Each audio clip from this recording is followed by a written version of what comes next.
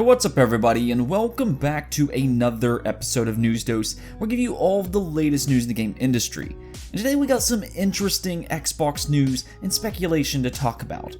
Project XCloud is performing very well right now, especially over in South Korea, so we're going to talk about that, and also Phil Spencer has made his way over to Japan once again.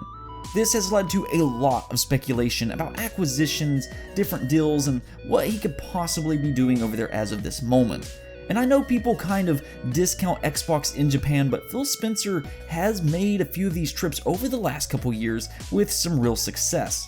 The question is, can he continue to make more progress over there or not? Also, we do have some other stuff to discuss as well, including a previous Nintendo Switch exclusive that is heading over to the PlayStation 4, a possible new Splinter Cell game, and more, so stay tuned for all of that. First things first though, as we kick off the episode with Xbox and XCloud.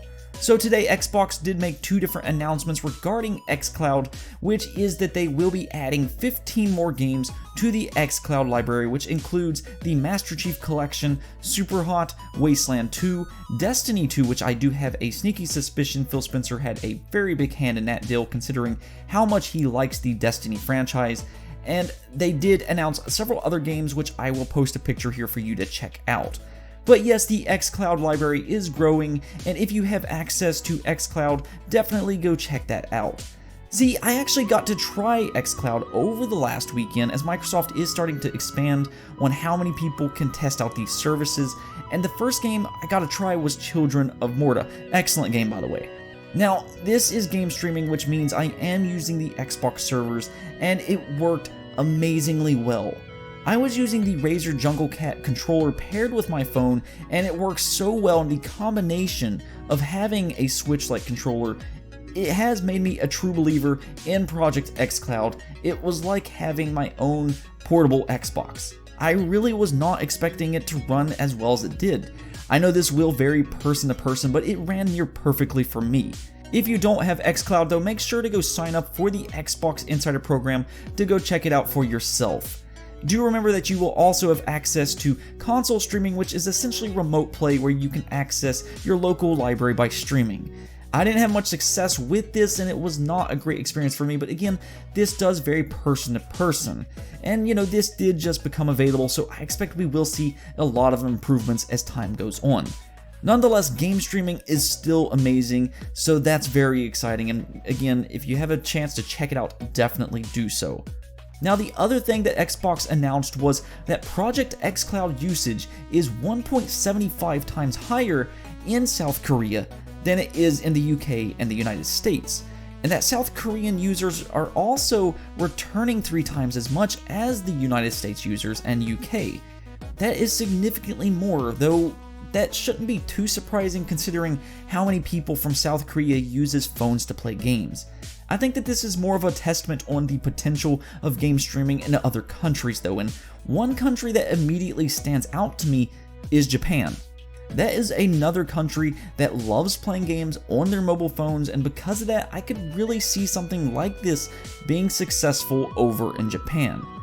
Anyways though, Microsoft did announce that they will be expanding their partnership with the SK Telecom as they continue to invite more users to test Project XCloud over their 5G networks. This is great news all around. But for you Xbox fans, I think this next bit of news is going to be highly interesting because it has led to a lot of speculation online. See, once again, Phil Spencer has made his way out to Japan, and he has made it a bit of a habit to do this in the last few years. As we all know, Xbox hasn't had a lot of success with Japanese developers, as not only does Xbox not sell that well in Japan, but we have seen a trend where many Japanese games will just flat out skip on releasing for Xbox. However, since Phil Spencer has been going over to Japan, we have seen some progress made over there, such as all the Final Fantasy games are now coming to Xbox, including Final Fantasy XIV, the MMO, which many believed that would never be on Xbox. Then you also have Phantasy Star Online 2, a game that will be launching on Xbox One exclusively. Then you have Yakuza, Kingdom Hearts, the Tales of franchise seems to be coming back, and yeah, you get the point. Phil Spencer has been making waves over there, but there still is progress that needs to be made, and I think he knows this.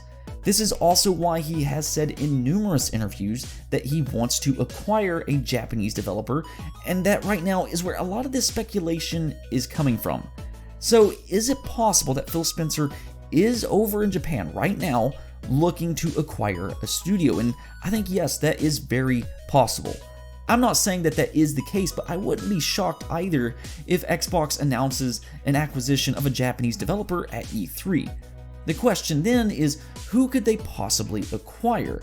The two studios for me that immediately comes to mind is Mistwalker, because Xbox has worked with them in the past. You know, they had Lost Odyssey, they had Blue Dragon, and so on and so forth.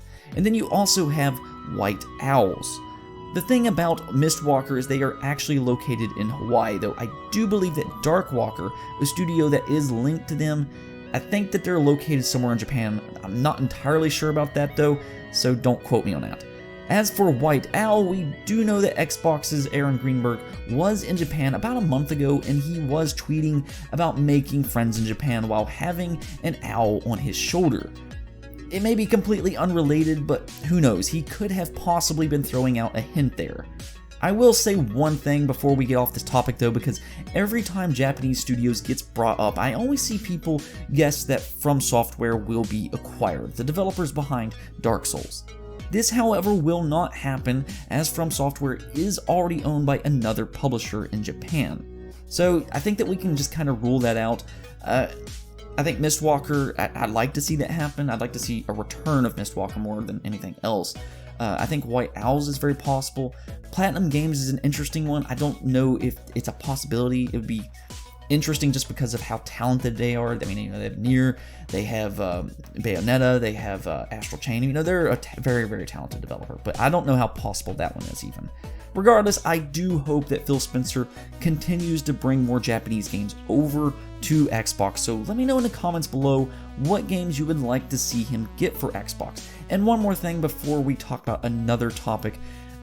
One way for Phil Spencer to get more Japanese games over to Xbox is by emphasizing the success of Xbox Game Pass. I think Xbox Game Pass can be really big for Japanese studios because it allows Xbox gamers to test these games out that they may have not previously been interested in. So just food for thought. Anyways, like I said before, if they do make an acquisition, who do you think it will be? Let me know in the comments below. Moving on, Nintendo released an infographic for 20 different games releasing for the Nintendo Switch in 2020. This included several games, including both first-party games like Animal Crossing and third-party games such as The Outer Worlds and Bravely Default 2.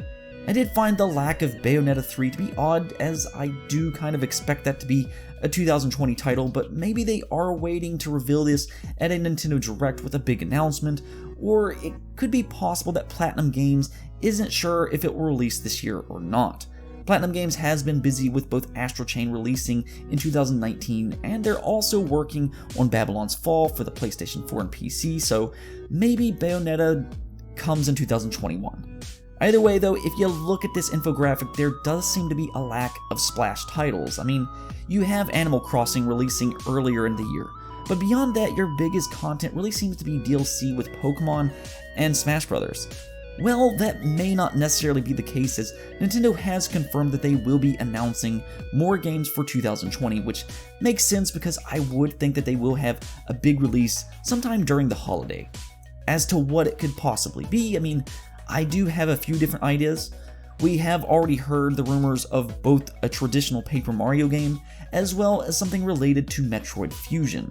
So I'm thinking that they could announce those, and there was also that really mysterious Splatoon tweet during the New Year's. Maybe they could bring a Splatoon spin-off, or maybe DLC for Splatoon 2 even. I don't really think it's Splatoon 3, but you never know. A Pikmin 3 port is also very possible, and that keeps popping up in the news, and of course you also have Zelda Breath of the Wild 2. I don't know how far along in development that is, but if all those were to happen, that would be a really great year for Nintendo.